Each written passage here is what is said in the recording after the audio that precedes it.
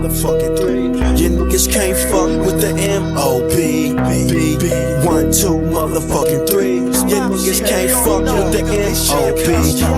This is Get So Rock music, bitch.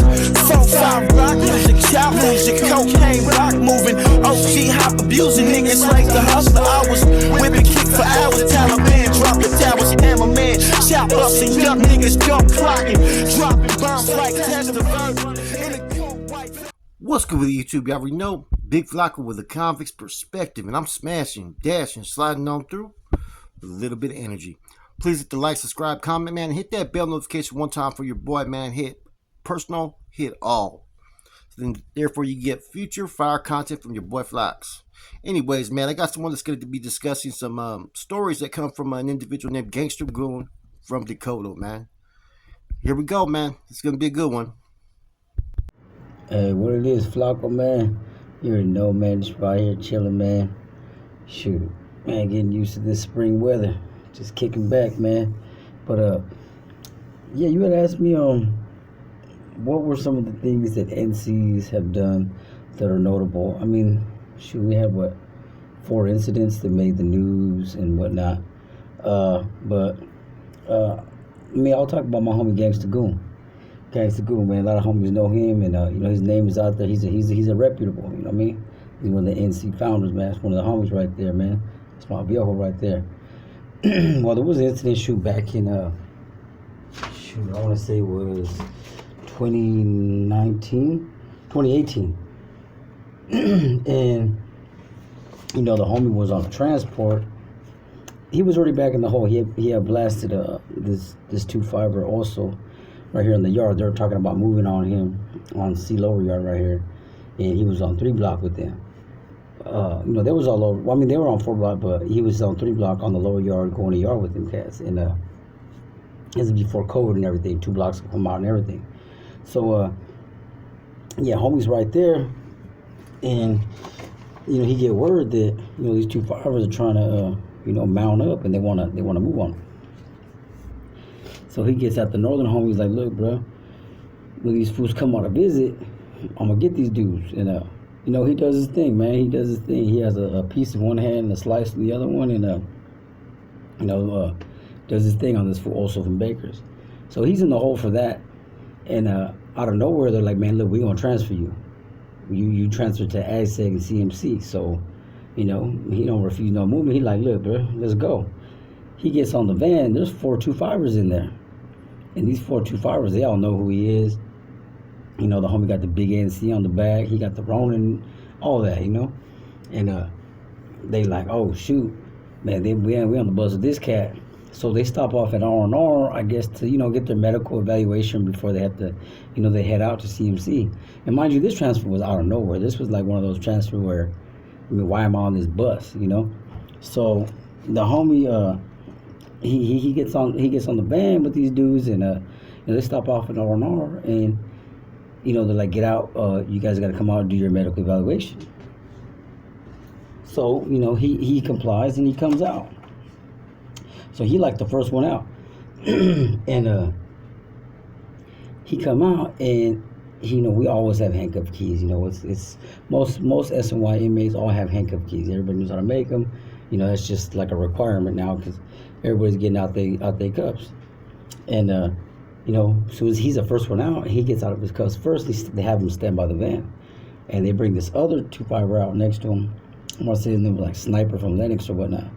And he's standing right next to him, and Goon already slipped his cuff, got it out, got the key out, swallowed the key, and he has this like 13-inch, 14-inch piece made out of these sprinkler systems, like a long tubing. They have like sprinklers in the hole in the cages because it gets so hot.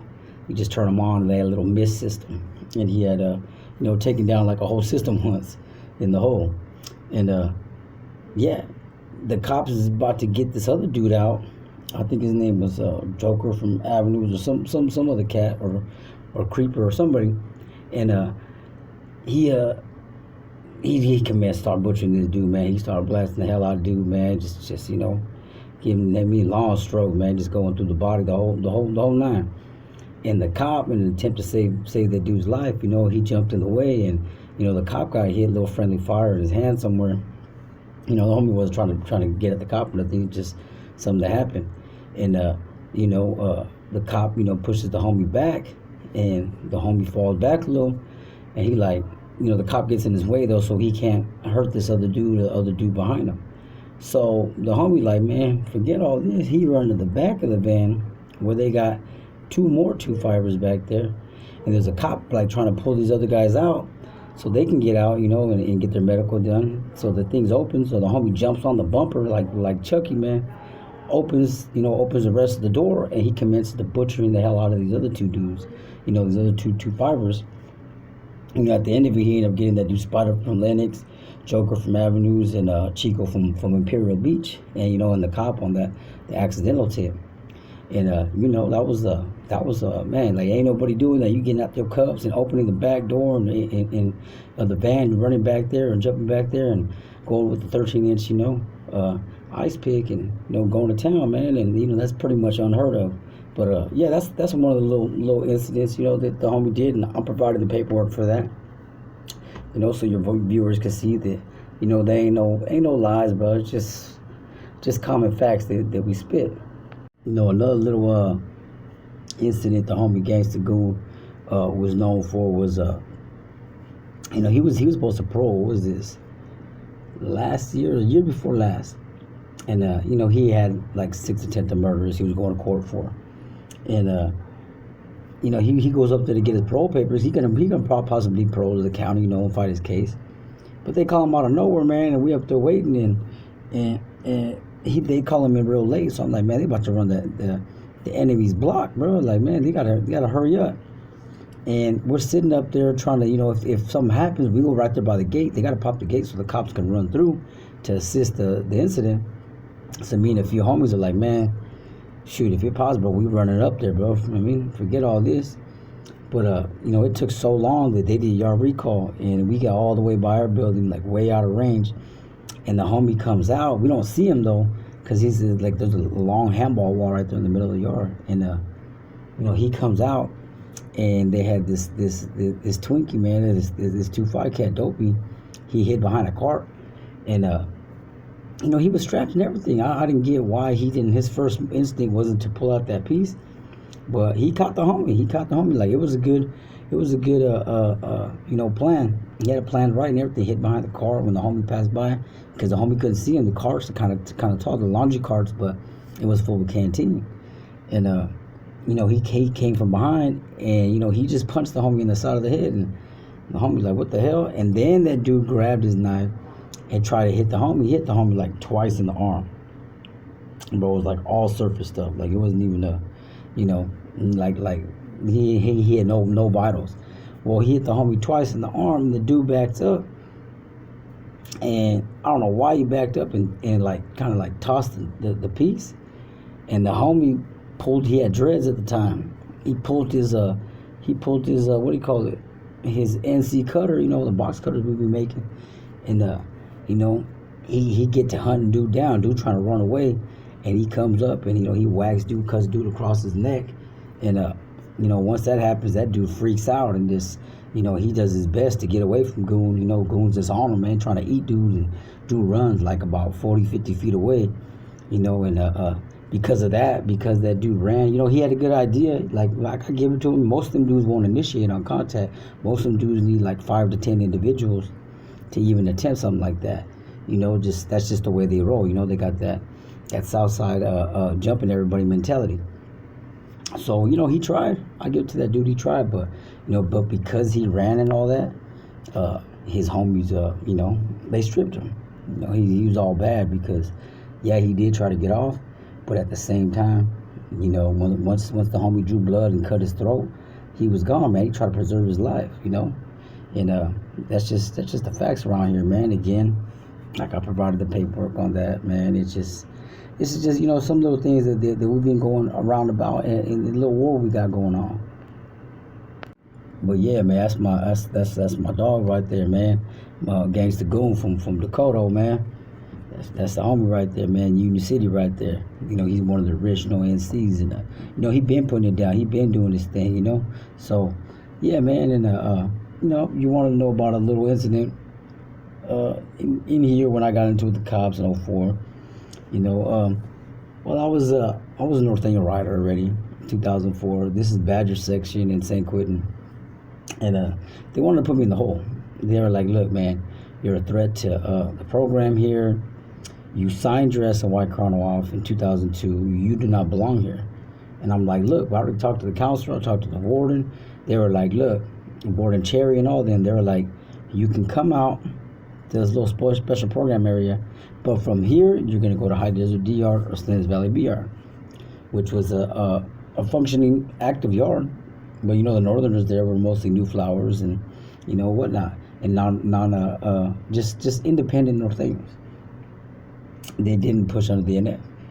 And, you know, so they come to my cell one day. They're like, look, I'll sell up with a New Flower at the time, actually, Gabriel Martinez from Songholm, you know, and the homie from the north side. And they're like, look, man, you got to go to the hole, man, get your stuff. I'm like, man, I ain't going nowhere, bro. You got messed up. And they were like, look, just come down and talk to us, whoop, yada, yada. So I went down to the office, man, and I'm contemplating. I'm like, look, man, I'm a white baby, man. I'm going to go to the hole.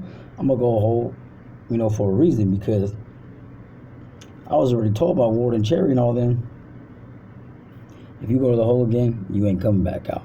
So, like I said, long story short, man, I was right there looking at the hole puncher and all that, man, in the office, like, man, I got to get off on these dudes, man. Like, they talking about I can't come back out the hole. I better go to the hole for a reason, you know? Like, you got to make it valuable. You know, it's got to be worth it. So, man, I mean, I give the cops respect. They're like, look, can we do it outside the office? I said, okay. So I go to walk out the office, and the sergeant's right behind me, and old boy tries to grab my wrist and put it behind me. Mind you know, like I grew up, you know, with the martial arts and jiu-jitsu, whatnot. You know, like I said, I live, you know, in a nice area. I mean, so I got to go to the rec centers and whatnot, and take a bunch of classes and do whatnot. So you know, I just reacted real quick, man. Dude grabbed me, and you know, I spun around and bam, laid him on the chin, and you know, dude fell down, and two other cops, they ran up on me, man. Cops Salinas and Wilcox, you know, they tried to run up on me, and I mean, you know, I threw a couple punches and whatnot, but I just grappled with them, man, and I tripped him and had him down, and then I spin around, man, and this big old cop Valdez, man, this lieutenant, man, he ended up being a cool cat after that, but he was a giant dude, man. He was like 6-something, man, huge, and I'm like 135 pounds, 140 pounds. I tried to take his dude down. I couldn't do it, bro. I keep that real, man. I couldn't do it. I was trying to, you know, I was struggling, and you know, I ended up having my arm around his waist, and the cop Wilcox he's kind of bigger dude, big white boy. He got back up and he just like charged me and like jumped on my back, so my arm is stuck on that dude's waist, trying to like, you know, take him down. And you know, my whole body goes forward, man. Takes my shoulder out the socket, man. To this day, my shoulder's been messed up, you know, since that. You know, I had a surgery and whatnot to that, you know, based on that. And you know, they get to the ground, man. You know, I'm trying to fight back with these dudes, man. But they take the mace out, they shove it down my throat, and you know, shoot, they pinned me down, kneed me in the face about 30 times, and you know, but it was what it was, man. I got, you know, they messed me up after that, man, because this is the thing, man. You gonna get them. You may be able to take one or two of them down, man. But in the long run, they always gonna get you. And you know, like I said, I respect it, man. Shoot, a lot of people don't know. My grandfather was a sheriff in Santa Clara County. Shoot, for over 25 years. You know, I mean, he was a sheriff in the jail.